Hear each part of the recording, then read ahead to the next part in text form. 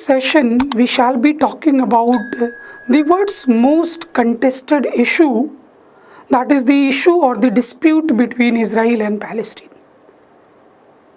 Both these countries have been fighting for decades, for more than 6-7 decades.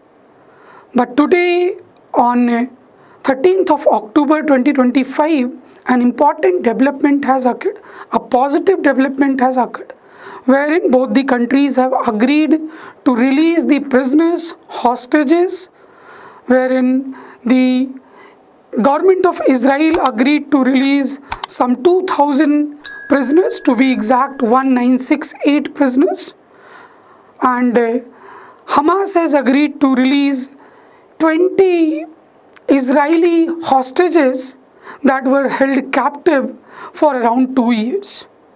However, in this session we shall not be talking about the political developments revolving around this issue. That is a discussion for some other time. Today we shall be focusing upon the geographical areas, the geographical places that have been asked several times in the UPSC Prelims examination. So let's begin. What are the important areas that you should not forget when you appear for the Prelims examination 2026? So first thing that you should know is Sharm el-Sheikh.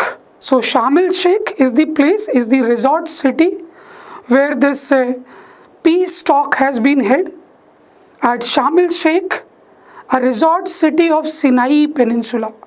Sinai Peninsula, if you look at, Sinai Peninsula is a land bridge between Asia and Africa. So Sinai Peninsula is part of Egypt territory, and at the southern tip of the Sinai Peninsula, Sharm el-Sheikh city is located. This is the city where you'll also find Sinai Mountain. Sinai Mountain is said to be Mountain of Moses. Why it is Mountain of Moses? Because it holds huge religious significance for Judaism, for Christianity, for Islam. So it is a religious site if you look at. And then this Sharm el-Sheikh, if you look at it further, is opening up into a strait called Strait of Tiran. So basically this Strait of Tiran connects Gulf of Aqaba in the north, and in the south and southeast it is Red Sea. So strait in geography is a narrow water channel which connects two large water bodies. So over here it is connecting Gulf of Aqaba, and in the southeast or south it is Red Sea. So if you look at the Sinai Peninsula, at the southern tip on the western side, there is another strait called Strait of Gubal. So Strait of Gubal is connecting Red Sea with Gulf of Suez. And if you move further northward, you'll come across Suez Canal. So basically this Sinai Peninsula is roughly a triangular peninsula situated between Mediterranean Sea. In the north, in the west it is Gulf of Suez, in the south it is Red Sea, and in the east it is Gulf of Aqaba.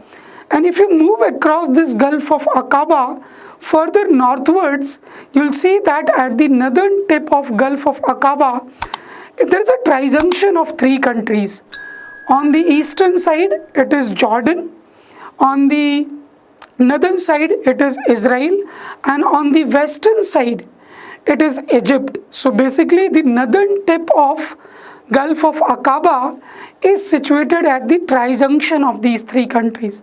Obviously Saudi Arabia basically opens up in Gulf of Aqaba.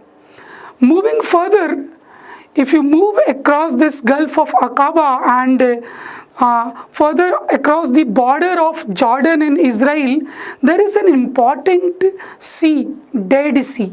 Dead Sea, if you look at, it is basically a saline lake. It is the lowest lake in the world. It is present at the sea level of -300 to 400 meters. And then moving further, you'll find that Jordan River, and Jordan River moving further, you'll come across Sea of Galilee. So this is another lake, but it is a freshwater lake. Why it is a freshwater lake? Because this lake receives water from Mount Hermon. Mount Hermon is the mountain at the tri-junction of Lebanon, Israel and Syria.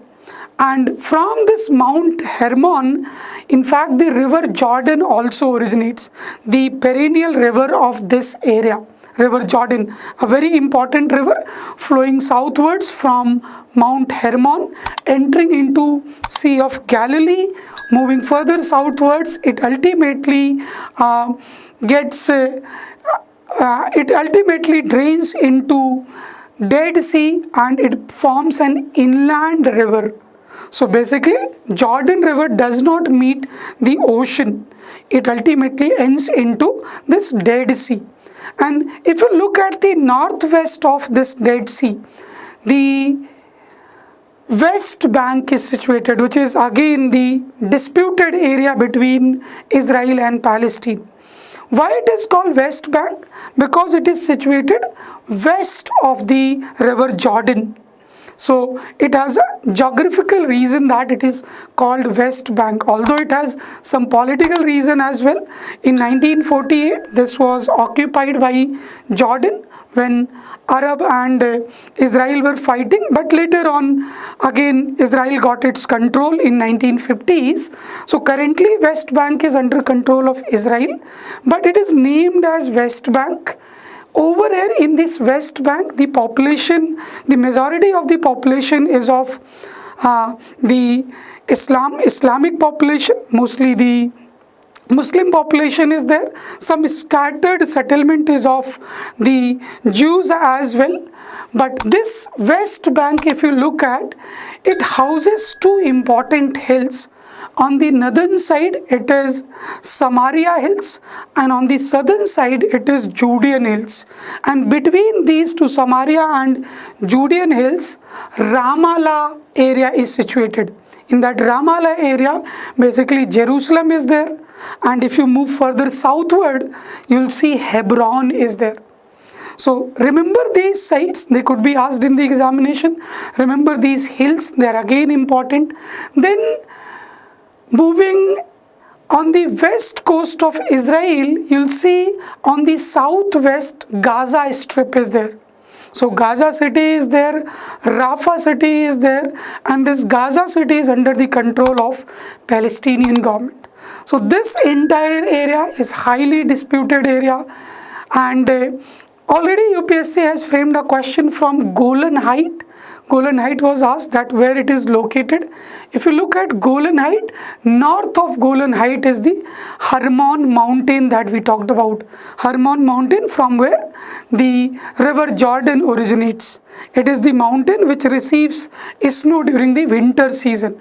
And because of that snowy cover over the Hermon mountain, the Sea of Galilee is basically the freshwater lake. But this Dead Sea is a saline water lake. The salinity of this lake is very high, and in this Dead Sea, Jordan River is ultimately lost. So basically it forms an inland river. So this is about the geography of this area. Do remember these facts. They could be asked in the Prelims examination 2026, considering these developments in and around West Asia or Middle East. Thank you.